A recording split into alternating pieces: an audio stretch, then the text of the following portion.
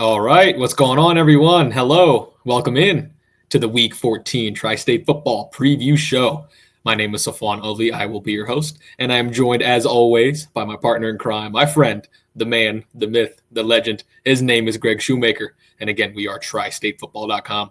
Be sure to follow us on all of our social media platforms, right? The venue formerly known as Twitter and Instagram at TS Football. Again, that's at TS Football. You can also look up at all the scores of the games on Friday night. That's tristatefootball.com/scores for the Underground Sports Shop scoreboard. And you can also like us on Facebook. Again, just type in tristatefootball.com in that search bar. And then you can also like and subscribe to us on YouTube, where we post our videos of coaches and players and everything in between. We are celebrating 20 years, right, Greg, of tristatefootball.com. We are having a lot of fun, and it's even more exciting because we are deep into the playoffs now. Week 14, right? We got semi-state over in Indiana. We got the third round in Kentucky, and we got Blue Bloods matching up in Southwest Ohio. We're going to touch on all of them, right? So stick with us.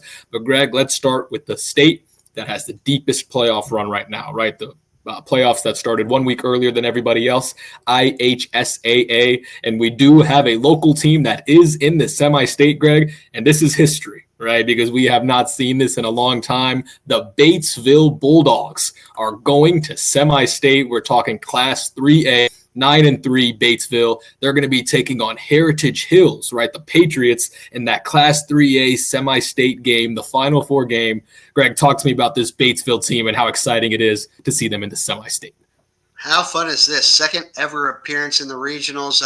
Last time was 1986. And, dude, they played Heritage Hills to win the regionals last year, and Heritage Hills beat them 24-21, Savon, and it was a good game. And this one appears to be just as good. This quarterback for Heritage Hills, he's a junior. His name's Jet Goldsberry. 1,500 yards passing, 1,400 yards rushing, 23 passing touchdowns, 23 rushing touchdowns. He was their starting quarterback last year as they ended up going. They lost to Chittard in the state finals, Bishop Chittard, and it was good. But he's really good this year. He's going to be a load for Batesville to handle. But this is awesome. This is really awesome for Batesville, not only to have a chance to have avenge a loss, but to get this deep. I think it's awesome for the school. Absolutely. And what I'm seeing, Greg, also is that Batesville kind of gets the short end of the stick in terms of their traveling, right? I'm seeing it's a 180-mile bus ride. So talk to me about the travel and how you think that's going to affect the game. Yeah, so they're going to go down the highway, and they're going to go to Louisville. Basically, it's Heritage Hills is in Lincoln City, which is southwest of Louisville on the Ohio River. So they sort of go down to Louisville and just ride the highway down the Ohio River there. And so and they go into the central time zone. So they have a 6:30 start, which is a 7:30 start on our time after a 3-hour bus ride. It's going to be a crazy night for Batesville. We'll see how they handle the travel. That's a big factor. That's a huge factor in this one. Absolutely. And don't you love it how things come full circle? Because I remember, Greg, you and I talked about this at the exact same time last year. Batesville had a really good season. I believe they won 8 or 9 games. It was one of the two. They had a good run in the playoffs, and you and I said, do not be surprised if this team comes back and is in the semi-state right next year, and it all comes full circle, and they have a chance to go to the state championship game. Yeah, they had some injuries this year. They battled through all that. Their senior class has been there. They've done that. And, again, though, Heritage Hills is in the same situation. A lot of sophomores and juniors last year that played in this game, so – it's going to be a tough one. It's going to be interesting to see what kind of grit Batesville actually has. It's going to be fun to watch for sure. Absolutely. Congratulations again to Batesville. We are rooting for them and pulling for them to head to Lucas Oil Stadium on Thanksgiving weekend. So, again, good luck to Batesville. All right, Greg, let's jump over to the Bluegrass State.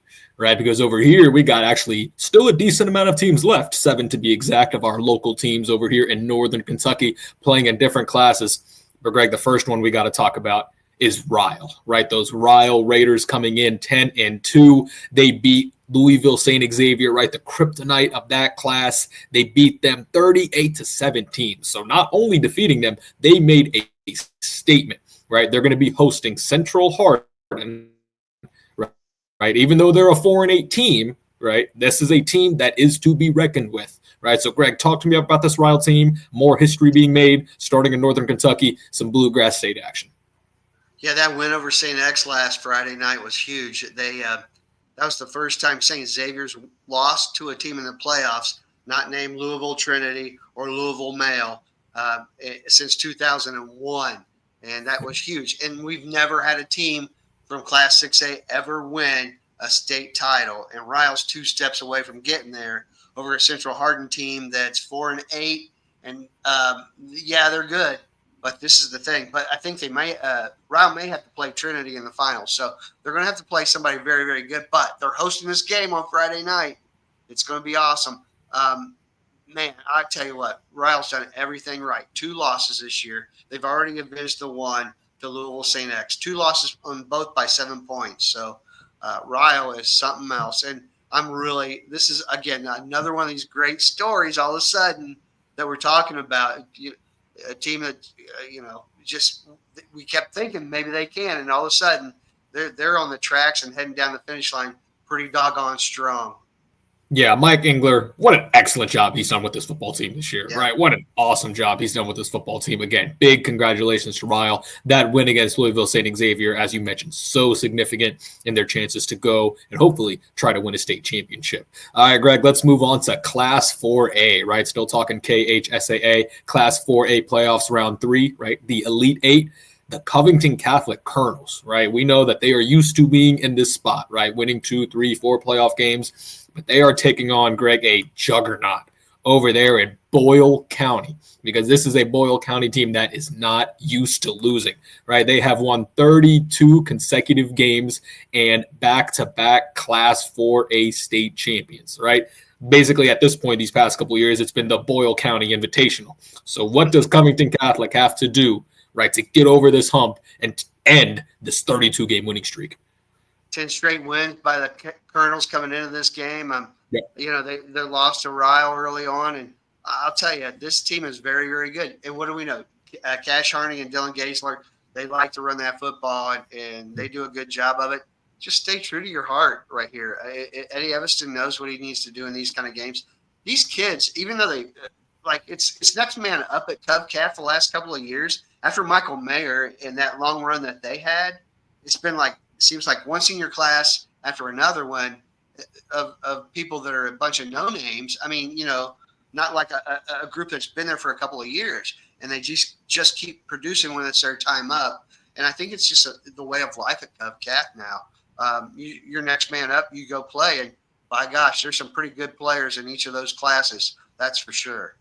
Yeah, absolutely. Covington Catholic, you mentioned Michael Mayer, right? That was the 2019 year where they went undefeated. And then recently, I believe a year or two ago, they had Willie Rodriguez, right, who's at the University of Kentucky right now. Just big name players. Again, like you said, Covcath, right, they're a machine, right? They don't rebuild, they reload. They're winning double-digit games every year. Greg, and let's be honest, there is anybody, right, who can take down a 32-game win streak. I got faith in the Covington Catholic Colonels. No, Eddie Evanston's one of the great best coaches out there. I mean, he's putting his stamp on his mark in Kentucky history and doing it in a very quick fashion from what he's done at Newcath and now at Covcath. Absolutely. All right, Greg, let's jump to Class 5A, right? We got some big names. We are hoping for a collision course, right? We're talking Cooper over here in Class 5A. They are going to be hosting Southwestern, and Highlands welcomes, I hope I'm saying this right, Pulaski County. Pulaski. That is the team. Yeah, Pulaski, yes, Pulaski County. And Greg, talk to me about these two teams, right? Cooper, Highlands. We know the collision course has been imminent, right? We've been talking about this for, weeks and weeks and even months at this point, because both the teams have had such a great season, right? We know they played that epic game earlier on in the regular season, as they continue to do. Cooper coming off of that state championship appearance, right? Undefeated on the season. Greg, are we going to get a chance for a collision course, or is there something we need to be concerned about with either of these matchups? No, I think we were on a collision course for sure. Yeah. Because both teams play at home. They'll take care of business against these two teams, and it'll be at Cooper next week. I'm almost positive this is going to happen. Austin Alexander's back after missing a couple of weeks with his sort of weird illness that took him out. But there's something about Cooper. They want to finish the job, and Austin Alexander wants to get it finished. Cam O'Hara wants to get it finished. We'll see, though. I mean, there's still 3 games left, but boy, I like the little angels right now sitting on Cooper's shoulders for good success. Absolutely. Again, you mentioned Cam O'Hara, his 109 passing touchdown, tied for 18th most in Kentucky history, second most ever by a quarterback in the Northern Kentucky era. So, Greg, if he reels off a state championship game, he's etched in stone, right, in the Northern Kentucky, lore. I mean, he already is, right? He has numbers, but a state championship really takes his legacy to a different level. Well, yeah, and sure, he's got one more year left, and he's got a chance to top Sindelar's number. I think it's 144 career passing touchdowns, and we'll see what happens. There's still a few games left this year, but, he's still number 2 in Northern Kentucky right now, brother, because Beechwood's Clay Hayden is above him. He's sitting at number 12 with only a couple more games in his career, but for right now, he can claim the fame that he's number 1, and Beechwood right now down in division or Class 2A. Oh, man. Yeah, absolutely. Perfect segue, Greg. Yeah, perfect segue into Beechwood and another young man who's been making history at the quarterback position, talking Class 2A with Beechwood. They're going to be hosting Martin County, Beechwood, 56 points or more in 5 of their last 7 games because of the young man we just mentioned, Clay Hayden, 112 passing touchdown. That's 11th most and most by a Northern Kentucky quarterback ever. Greg, how about that, right? We just talked about Cam O'Hara. Now we're talking about Clay Hayden. We are in a superstar. We are in the golden era, right, of Northern Kentucky quarterbacks with 2 young men that are putting the team on their back and just playing exceptional. And Clay Hayden and Beechwood, this is no surprise, right? They're no strangers to making deep playoff runs. Yeah, look, after this game, I think they're going to win this game Friday night. But, man, after that, the Final 4 that Beechwood has to face in Class 2A, they're good. They're really, really good. Those are teams that can play with anybody in Northern Kentucky's best of the best. So those last 4 teams that are left are going to be fun.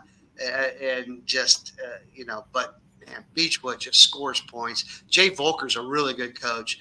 They did a nice transition after Noel Rash to get Jay Volker. This program hasn't missed a beat with Jay Volker for sure. Absolutely. Beechwood continues their winning ways. Again, Class 2A hosting Martin County. We expect them to get the job done. Beechwood continues to roll. And Greg, that one last game I want to talk about in Northern Kentucky, right? The Bluegrass State. All right. How about Newcath? Right. What an excellent season they've had. They are going to be traveling, right? They are going to Campbellsville for the 2nd consecutive year, right? In this round of the playoffs. Last year, they came up just short. Right, same thing. We're doing a rematch. 28-23 was the final score. Greg, talk to me about this match. Do we have a chance to maybe flip the script here in 2024? Yeah, thanks for the segue. We have Coach Lickard on there talking tomorrow on high school football, not tonight in the pregame portion of the show on Fox Sports 1360 and ESPN 1530. Coach Lickard thinks this team's ready to go. He is like, look, we've done that trip. We've been there. We play smash mouth football in the trenches, and he feels like they didn't do that enough last year, and so I'm really liking their chances to get on and move on in this situation for sure. He got me fired up, so listen to him here on the high school football tonight on Fox Sports 1360 and ESPN 1530 between 6 and 6:45 on Friday night for sure. Yeah, it'll be fun. Absolutely. The playoff atmosphere, Greg, it is contagious, right? The playoff excitement is contagious. And now, Greg, let's move our way to Southwest Ohio, right? We got the bluest of blue bloods, the coaches, the teams, the history. We're talking angels from above are going to be watching over this game, right? There's going to be heavy hearts in this game. So much to look forward to in the Division I, Region 4 regional championship between the 1st-seeded Moeller Crusaders, the 6th-seeded St. Xavier Bombers. That's going to be at Mason High School. Greg, Moeller, we expected them to be here, right? And let's be honest, even though St. Xavier was a 6 seed, are we really surprised that Steve Specht and the crew has found a way yet again to make a deep playoff run? This is a rematch, right, of earlier, I think it was week 5 or 6 that they played. Moeller won that game 45-37. Again, there's so many storylines with this game, but what are you looking for as the big blue of the GCL South, right? They do battle for a chance at the semi-state. Yeah, I mean, this game was really interesting in week 5. Chase Herbstreit took the opening handoff, just the quarterback keeper, and went 80 yards down the middle of the field for a touchdown, 7-0 before you could blink on the scoreboard saying X was up. And well, before you could blink after that, Matt Ponatoski throws 4 touchdown passes before the first quarter ends. So it was fast moving. X stayed with them, even though they got down. And really, at the end of that first quarter, after that fourth touchdown pass, Steve Specht lit a little fire under that defense, and they came in. They played pretty decently after that, but they never got out of that game. And if 1 or 2 breaks in this game goes St. X way, I was talking about Joe Strecker talks about it with me, our producer on the pregame portion of High School Football Tonight. He covers the Moeller games, and he goes, there are times when they take the foot off the gas when they get up big. And that could be their one flaw. They can't take the foot off the gas tomorrow. And I'm telling you, Joe Strecker sees it. And I'm gonna call him out for his good work on this. If Moeller gets up and takes the foot off the gas, watch out. X has already been there and played with them once. They could sneak right in and pass this thing here and prevent Moeller from a 4th consecutive regional championship. Absolutely. Moeller has been in this position for 4 straight years, and they played Lakota West, right? It was 3 straight years. It was Moeller versus Lakota West in the regional championship. Moeller won each of those games, right? Moeller went on to lose the semi-state to, again, the same team, right? Mo Douglas and Springfield, right? But this seems like the year, Greg, right? This has to be the year. You got Mont Ponatoski on another year of experience, right? You got playmakers everywhere. You got the defense everywhere. But there's just something sneaky good about the Bombers, right, Greg? There's just something that you just can't give up, right? We talked about this weeks ago. 6 seed, 7 seed, 8 seed. We've seen the St. Xavier Bombers go 5-5, right? Barely get their way into the playoffs and win a state championship game. If there's any team, Greg, I think in the next 2 rounds that's going to beat Moeller, I think it's got to be the St. Xavier Bombers. Experience, been there, done that, same conference. This has got all the makings for St. Xavier to try to win this game. Well, yeah, I agree with you 100%. It's all there for them. The thing is, they got to keep them off the scoreboard. I mean, they've done a great job with Lakota West and Sam Wiles, but can they do it against Matt Ponatoski and Moeller? I mean, 2 games this year that X has beaten West, and they've contained Sam Wiles. They have yet to contain Matt Ponatoski. Absolutely. Again, St. Xavier versus Moeller doesn't get any better than that. And Greg, the winner of that game is going to be playing the winner of the Division I Region 2 final, right? Talking about 2 GWOC schools that have a chance to go to semi-state. The Centerville Elks coming in as the 2 seed, the 8-seeded Wayne Warriors, even though they're coming in 8-5, they are hot right now. Greg, talk to me about the Centerville team, talk to me about this Wayne team. How dangerous are both of these teams as we look to schools near the Dayton area? Ironically, neither one of these teams were the GWOC champion. That went to Fairmont this year for the first time in their school history. But these 2 teams are here. Tyrell Lewis, the starting quarterback at Wayne, he went out in week 1 and was out till week 6, and they've gone 7-1 since then. Their only loss was in week 10 to Centerville, and Centerville beat them up pretty bad running the football that week. And that's their only blemish, really. Tyrell Lewis is a great quarterback. I think Centerville, with weather going to be what it's going to be on Friday night, Centerville is going to have a really good chance of just grinding this thing out. Cool. They're big offensive linemen. You just run behind him. Parker Johnson, 5'9", 200-pound fullback, tailback, small guy to handle, and then Shane Cole, their quarterback, ran for 120-plus yards in that game against them, 4 or 5 weeks ago, and Johnson with 3, 4, or second half touchdowns in that game. I like Centerville, but man, Wayne's got some playmakers, and if they can get those guys like Everett Brown off and rolling, this could be a close game. But boy, Centerville's really good and really fundamental, and Brent Ullery's done a nice job with his team. And this could be their second regional championship and first since 1991 in school history. Hard to believe a school like that with only one regional championship. Absolutely. So the Centerville Elks, they are playing for history on this Yep. Friday evening. Again, we are looking forward to that game as well. That winner, again, the St. Xavier Bomber Moeller game will take on the winner of the Centerville Wayne game in the Division I state semifinal. All right, Greg, let's talk about two more teams as we jump to Division II, Region 8. Right, this game's going to be at Princeton Stadium, Princeton High School. Man, Greg, these two teams, yet again, Anderson, similar boat of Moeller. Right, we expected them to be here. Right, let's be honest. We expected them to be here. They were dominant all year from week 1 all the way to week 13. Through 13 games, they've been incredible. And yet again, just like the St. Xavier Bombers, a team that wasn't seeded great, had their ups and downs during the regular season, and ironically enough, another GCL South team, the LaSalle Lancers. Right, head coach Pat McLaughlin. You are just never surprised when this team that plays good defense. They're disciplined. They're playing well on special teams. All of a sudden, the offense starts to get rolling. They're running the ball better, right? They're passing the ball a little bit better. And, Greg, here we are with the LaSalle Lancers at a chance at a regional final against Anderson. What a story the Lancers have been. They really have. I mean, they've got, 6 more wins than they had the last 2 years combined now with 11. A great story for the kids who were sophomores that took their lumps a couple of years ago. A lot of starters on this team that started then. But they're hanging in there. They're doing their thing.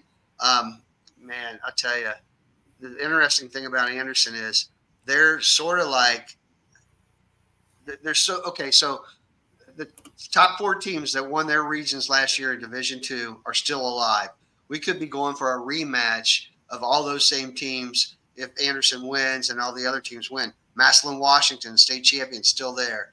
Avon, who won their regional, still there. And so is Akron Hoban, still there. So the top 4 and Anderson still there in Division II. I mean, I'm sort of rooting for this. I know I like LaSalle and I like where they're going, but I don't know if they can stay up with them on the scoreboard. And by the way, we keep saying it, but the secondary for Anderson is one of the most underrated things we're seeing right now this year. And I'll continue to harp on it until they prove me otherwise. But that secondary is pretty doggone special for Anderson and their defense. I mean, we got to start giving them credit. That defense has been good and been very, very good. And, we talk about Wynn Woods in that conference, but, man, Anderson's been just as good as equal for sure, no doubt. Yeah, and Greg, if Anderson wants to make a run at the state championship game, because we know that's what they have in mind, the defense is going to have to step up, right? Last year, that tough loss against that Massillon Washington team, right? The defense just, completely fell apart. It was a completely different defense. Obviously, we know they were playing a very good team, but that defense is going to have to step up, right? They've had playmakers, right? Young guys like Antoine Higgins and guys like that. I think the offense can score when they need to, right? You can get 20 to 30 points from the Anderson offense. But if they want to win a state championship or at least get there, that defense is going to have to step up and make plays, create those turnovers, and really create those key plays to make the difference. Oh, absolutely. I mean, and I think they're prepared to do that this year. They're built to finally do that. So we'll see. I mean, getting past the South, and you mentioned it, 3 out of the 4 GCL South teams are still left playing for regional titles. Pretty amazing stuff. And the other one went 6-6. Not bad. What a great year for the South. Again, really excited for this game. Division II, Region 8, 2 local teams. Again, an excellent playoff season for the GCL South, right? Moeller, St. X, LaSalle, all still in the playoffs as we stand. Greg, real quick game I want to gloss over really quickly is another Division III game, right? Region 12. How about Bellbrook, right? Those Golden Eagles coming in at 12-1. They're going to be taking on the London Red Raiders, who come in undefeated. Greg, talk to me about this Bellbrook team very quickly, and what are your expectations for this Region 12 final?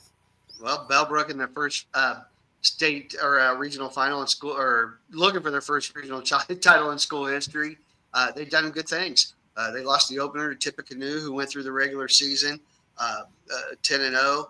And was the number 1 seed in Division III, Region 12. And lost in the second round.